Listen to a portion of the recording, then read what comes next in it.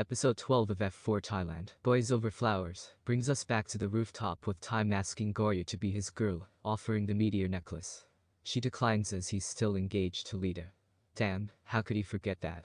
Time asks Gorya to hold on to the meteor necklace for him until everything is straightened out. Not long later, Lita appears, catching them bickering. House manager Auntie Yu inserts that Gorya is there as a personal maid to Time. Later she notes it's to pay for the vase Gorya knocked over. As ever, Gorya sets to work and starts learning the ropes. Time explains that he's working to sort things out with Lita, but can't seem to pin her down. Caught chit-chatting, Auntie Yu tells Gorya she must feed Time his breakfast. Ren catches them, taking an embarrassing photo of the scene. MJ finds it hilarious, but Gorya is not laughing. She's not been able to work at the flower shop, nor see caning, since starting her new role. Not to worry, Kevin has gone to help caning. Then Ren and MJ head out in an attempt to scare up Lita. As Gorya does various chores, Time can't resist hanging out nearby and watching. She gets cut, while gardening, and Auntie Yu cleans the wound, while encouraging her regarding Time. At the flower shop, Kevin's tenure as salesman is a hit. He promotes an offer to kiss each lady who purchases, setting the whole neighborhood in motion. But it's not going as well for the guys as Lita is still AWOL. After work, Kevin teaches caning the art of making garlands, like his family has done for ages. The garland is a way for a woman to confirm her soulmate. They talk of the complexities of love triangles as someone will ultimately be hurt. The two have a moment, but Kevin suddenly thinks of how his mother would scold. He notes that the person who can hurt you the most can be yourself. At the mansion, while he worries about finding Lita, Time still finds a few moments to tease Gorya. Of course, that's precisely when Lita walks in. Time asks her to go with him to see his mother and stop everything. But Lita has already emailed her, saying she'd like to move in with Time, so they can get to know each other better. Request granted. She sends Gorya to unpack her cases for her. Then threatens Time that if he doesn't behave, she'll have her parents destroy Gorya. Auntie Yu astutely gets Gorya out of the house on an errand. Time accuses Lita of just wanting to win, but she says she loves him, and believes they're meant to be. She promises to make him feel the same, offering herself to him. As Gorya spaces out at the grocery store, it's Ren who appears. Gorya asserts she trusts Time, but is worried about Lita. Meanwhile, Time covers a half-dressed Lita, letting her hit him and cry on his shoulder. Still in the shop, Ren blushes at Gorya's touch, impressed by her boundless faith in Time. Finished crying, Lita asks Time what he plans to do, noting the business impact to canceling the engagement. Instead, she's ready to stop the nonsense and push ahead with the wedding immediately. It's what her parents would like. The next day they meet with her family. All the parents are keen to move things along.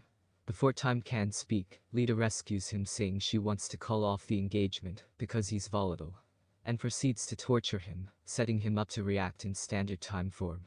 She talks of the type of the man she would want to love, while thinking of moments with Time. In tears, she begs her parents to cancel the wedding. Her father calmly complies. At the flower shop, caning is on her own as boss takes a holiday. Kevin visits to confirm the wedding has been withdrawn. They close the shop in celebration. As they clear up, a customer pops in asking about caning's garland, as she used to make them too. Kevin rounds the corner to find a familiar face, however she quickly escapes. Lita talks about the joy of love as Gorya goes about her maid duties. She spots Time's shirt stained with her footprint from way back in episode. Gorya's phone dings with a video message from Lita, apologizing and saying she's leaving to study in America. Gorya runs to the airport to see her off, and gets knocked off her feet, just as in their first meeting in Ep9. They hug, argue over who's more in the wrong, and part as friends. With a wink from Lita, the guys carry Gorya to the car to find a trussed-up Time waiting for her. He grumbles about his crazy friends who just happen to be waiting outside for them to sort things out. Finally free, Time asks the original question once again. Gorya gives him back the necklace to clasp around her neck, but she has to explain to him that that's a yes. Shaken, he kicks her out of the car. The guys are waiting for confirmation that they've finally gotten together, and count down to Time's shout of joy. While they celebrate, Time's mother reads news of the broken engagement. Gorya articulates that life is just one crazy thing after another. But Kevin breaks from the fun with his own realization. At home, caning remembers presenting Kevin her beautiful garland. In response, he pulls over with a slam on the brakes, asking whether she's really getting serious about him. He recalls moving in for a kiss, and there we wrap. Another gripping chapter as Time and Gorya finally get in shooting distance of a relationship. Somehow, for all their goofiness, they're at exactly the same velocity. And Time manages to get his meteor necklace around Gorya. But not before facing his fiancée and her pal, Leader. Meanwhile, house manager Auntie Yu has proven an ally of Gorya. Is that the moniker we landed?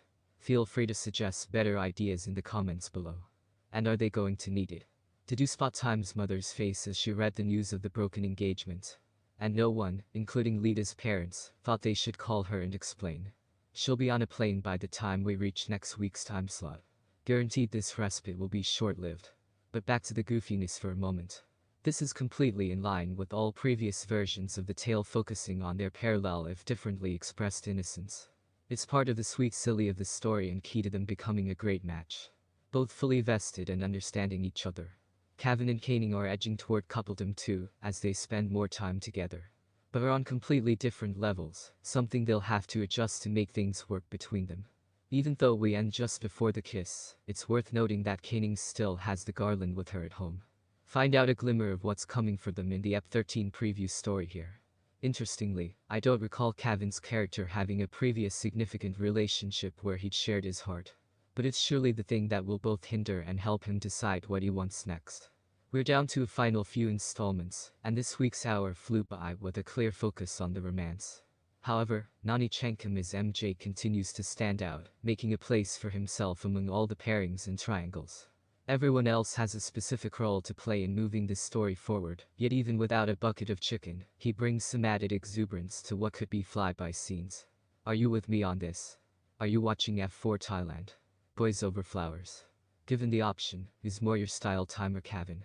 We'd love to hear your thoughts. Feel free to slot them below.